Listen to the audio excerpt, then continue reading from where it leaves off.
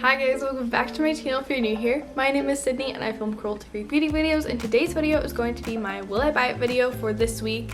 I haven't filmed one in 2 weeks and I have a feeling it's going to be another 2 weeks before I film one because I am moving. So of course my filming space is probably not going to be set up for at least a few days, so I might be a little bit behind on my filming schedule, but I did want to film one for this upcoming Monday because there have been a lot of new releases that have come out over the past couple weeks that I really want to chat with you guys about, so I'm not going to blabber on too much further. This video is inspired by Samantha March's Will I Buy It series as well as Amy Loves Makeup New Indie Makeup series, so I will link their channels down below along with the Instagram accounts that I use to create this video every week, but I'm not going to blabber on any further. Let's hop into it. Alright you guys, the first thing I want to talk about are these cleansing clouds from Kaleido Cosmetics. These look like little face halos but from Elf instead of face halo, and they're supposed to be only $4. You bet your bottom dollar that I'm going to be grabbing a couple of these next time I place an Elf order. I love my makeup erasers, you guys. I adore these. I don't really have like a super strong affinity to makeup erasers. I just like reusable makeup removing cloths, and I would love to find a more affordable option from Elf. I feel like I would totally grab a couple of these to use on like a nightly basis because right now I have like 3 makeup erasers that I kind of just rotate through. But these look really great. I haven't really watched any reviews or anything on them, but I'm gonna pick some of these up. I already know, unless they're absolutely terrible, and then I won't. Next up, we have a new launch from Juvia's Place, and it looks like they are launching some lip products. They're launching some lip liners, lipsticks, and lip glosses. I have to say I'm not super interested in the liners or the lipsticks themselves. A couple of the shades appeal to me, but they're a little bit darker than what I like to go for a nude, at least based on these promotion pictures. My Ulta does carry a Juvia's Place, so I'm not sure if these will be coming to Ulta. If they're in stores, I'll definitely go look at them and maybe swatch them. I have no idea what's going to happen with all the swatching things at Ulta and Sephora. I don't really know what's going to happen with that, with everything going on. But I'm a little bit interested in the lipsticks, but I'm more interested in the glosses. Specifically, that like pinky mauve shade looks really pretty, but I know I don't need it because I just bought this ColourPop Luxe Lip. Well, I didn't just buy it. I bought it in like March and I just got it like a month ago because of everything being shut down, but I have this shade Get Figgy with it from ColourPop, and I feel like this is somewhat similar, or at least similar enough that I probably don't need both of them, so I'm intrigued, but I'll probably be skipping over it.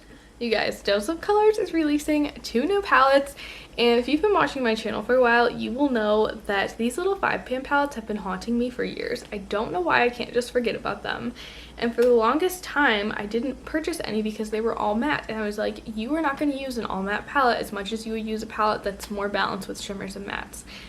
These ones have shimmers in them, and they look like those beautiful like glittery shimmers that were in the Friendcation palette that Desi and Katie did with Dose of Colors. I am very, very tempted, especially by that green one. The other one I'm not super interested in, but the green one, Cutting Edge, I'm really, really, really into. I don't think I'm gonna purchase it, but I'm admiring it from afar. It's gorgeous. ColourPop is releasing a freckle pen, and this is really exciting to me because I really wanted to try a freckle pen, but I haven't wanted to really spend a lot of money on it, and this ColourPop one retails for $8. It does come in 2 shades, soft brown and dark brown. Again, I haven't really watched a whole lot of reviews on this. I've just been packing like a mad woman, but I'm interested in this. Like I said, and I've been saying in the past couple of videos, I'm taking a break from ColourPop for a little while, so I won't be purchasing this anytime soon, but I am interested in it. If ColourPop kind of cleans up their act, I might purchase it eventually. You guys, I am so excited about this Sephora Favorites Gimme Some More Shine lip set. These lip sets always excite me because I'm always sucked into the value, but this is the first one where I'm actually kind of like really considering purchasing it, but at the same time, like 2 out of the 5 products are not cruelty free, so I don't know. I think I might be able to justify it if maybe I gave those away as gifts to someone else, but I'm really interested in trying a lot of the products in here, specifically the Fenty Beauty Gloss Bomb and the Patrick Ta Gloss. The Too Faced Lip Injection I'm not super excited about one way or another, but those 2 really, really caught my eye, and they've been ones that I've wanted to try for a very, very long time, and I love little lip product minis, so I'm totally cool with getting the mini set. This set is going to retail for $25, which is a really, really good price in my opinion. I don't need it, but I do want it. Ace Beauté released a palette called Bronzed in Paradise, and when I saw this palette being sneak peeked, I just immediately assumed that it would be an eyeshadow palette, but it's actually a face palette. And based on the photos that I've seen of it so far, you guys, I'm a little bit confused. These powders, with exception to the first one, I guess, lean very, very warm, like orangey warm, like Oompa Loompa orangey warm. I mean, maybe if you have a deeper skin tone and you like a super warm bronzer, these would appeal to you, but for me, it's just kind of a weird choice in a bronzer palette. I don't know, maybe there's a market out there for it, and I'm just not the market for it, but I'm definitely skipping over that one. Stila is sneak peeking their fall collection, which is crazy because, like, it's July. It's July still. It's not fall yet. But they are releasing quite a few new products. The only one that really caught my attention was the Kaleidoscope eyeshadow. It says that it was inspired by kitten eyeshadow, finely milled, light reflecting pigments that'll deliver a multitude of prismatic color and dimension, which I think sounds incredible. I haven't really been intrigued by a product from Stila in a very long time. I think the last thing I bought from them was probably their glitter and glows, and I've sworn off those because they dry out too quickly. But this is interesting. I don't think I'll actually purchase it because, like, I could buy that from an indie brand. I probably own it from an indie brand, but it was a little bit interesting to me. Okay, you guys, I'm gonna say something that I thought I would never say, but I'm a little bit intrigued by Glamlade's new palette. It's the Glamadonut palette. I don't love the packaging. I don't think I'll ever love Glamlade's packaging. It's just a little bulky and a little bit cheesy to me, but for some reason the color story of this palette is really, really intriguing to me. I don't think I'll actually purchase it because I know deep in my heart that I have those shades. I probably could create a singles palette that would dupe this palette very, very well, but I do think that this one is pretty, and I think the color story is really pretty. Oh my goodness, you guys, Terra Moons is releasing more iridescent chameleon shadows. If you guys have been watching my channel, you'll know those are some pretty shadows, and those are some of my favorite shadows in my collection. They're so unique. I feel like they add so much value to my collection because they're so multifunctional. They can be worn on the eyes, on the cheeks, on the lips. You can layer them over different products to give them a new appearance, and I really value shadows like that in my collection. So they're releasing 5 new shades. I'm not going to purchase them right now because I'm just not in a position to spend that much on eyeshadow, because I'm sure these are going to be $17 just like the other ones.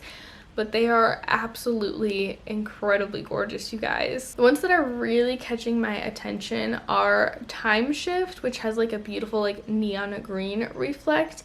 Ice Giant, which is I feel like it's a little bit of a softer one. It shifts from like a mint green to a pink to a blue. And then I'm also really interested in the shade Euphoria, which is like a purpley golden reflect. I think they're stunning. They're so pretty. I will probably own these eventually. I'm just not going to buy them right now. Another launch that I'm really excited about is these little face duos. They're called the bite-sized face duos from e.l.f. These are $3 each. It looks like they have just a standard powder blush from e.l.f. and then one of their, like, I forgot what they're called. I want to call them their molten highlighters, but the highlighters with like the imprint in them. If you guys have been watching my channel for a while, you know that I adore e.l.f. highlighters. I have the Glow Gleam and Beam palette, and I adore this palette. I think the highlighters in there are absolutely stunning, and I love a good face duo, you guys. I think it's easy, it's convenient, and I'm really intrigued by these. It looks like not all of them are necessarily blush and highlighter duos. There's one that could be a bronzer. There's one that kind of looks like a shimmery blush.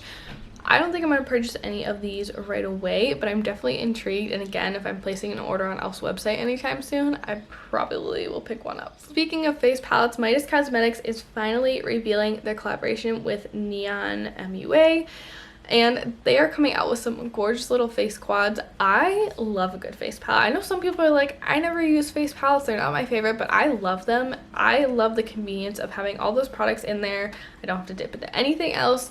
So I'm really intrigued by these. Again, not purchasing anything right now, but I think these are gorgeous, and I'm really, really into the Dawn shade, which is the lightest out of the bunch.